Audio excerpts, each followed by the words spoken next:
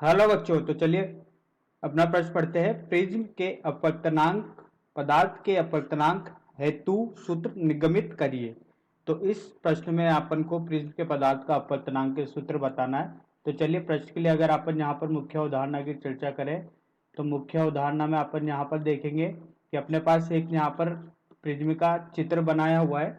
ठीक है, इसमें एक किरण जो है वो आपतित होती है, ये वायु है। और प्रिज्म के अंदर का माध्यम कैसा है, यहाँ पर सघन माध्यम है। ठीक है, कांच माना गया है अपन ने इसको। तो ये दोनों जो ए बी और ए सी है, ये दोनों अपवर्तक सतह, इनके बीच का कोण अपन का प्रिज्म कोण कहलाता है। एक किरण आपतित हुई, ये अभिलंब है इसका क्यू बिंदु पर। ठीक है, जब ये किरण विरल माध्यम से सघन माध्यम में जाएगी तो विरल से सघन जाने पर यहाँ पर अपन अभिलंब की ओर झुक जाएगी।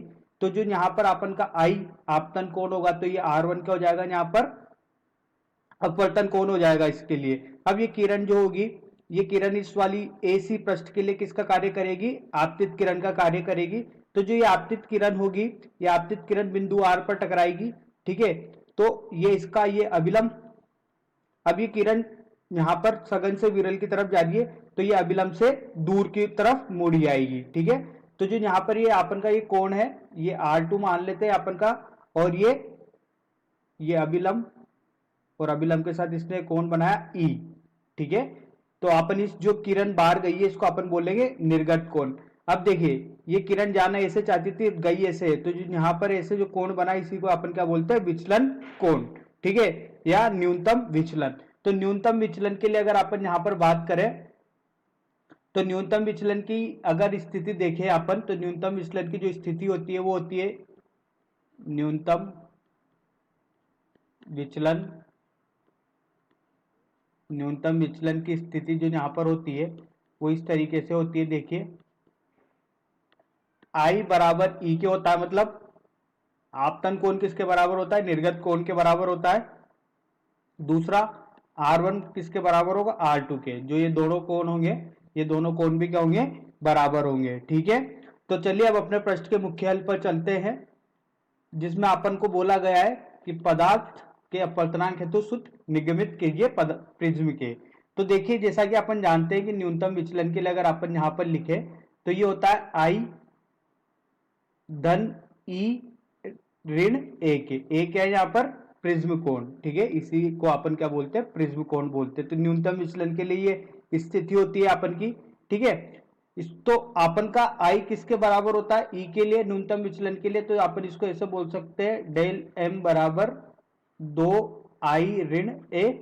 ठीक है, तो यहां से अपन का आई, आई क्या है यहाँ पर अपन का आपतन कोण है। ठीक है, पहली पृष्ठ से, तो यहां से आई का मान क्या हो जाएगा, डेल एम धन ए बटे 2।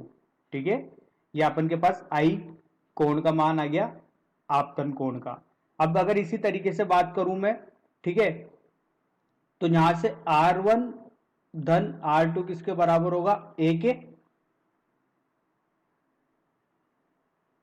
तो 2, अब R1 बराबर R2 है, इसको मैं ले लेता हूं R। ठीक है, ये अपन के न्यूनतम विचलन की स्थिति है। तो 2R किसके बराबर होगा, ए के। तो R क्या है, किसके बराबर होगा, ए बटे 2 के।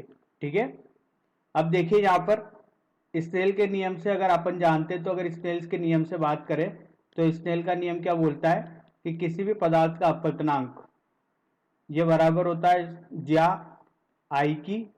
आई क्या है यहाँ पर, आपतन कोण, और ज्या इसकी निर्गत कोण की। ठीक है, तो यहां पर अगर अपन यहां पर इनका मान रखें तो देखिए, साइन आई का मान ये अपन ने यहां पर लिखा है। ठीक है, ये अपन ने आई का मान और ये आर का मान।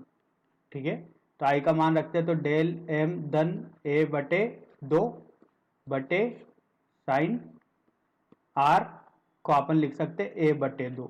तो यही अपन को इस प्रश्न में बताना था कि किसी भी पदार्थ के लिए अपवर्तनांक का सूत्र क्या होगा प्रिज्म के लिए। तो आशा करता हूं आपको समझ में आया होगा। धन्यवाद।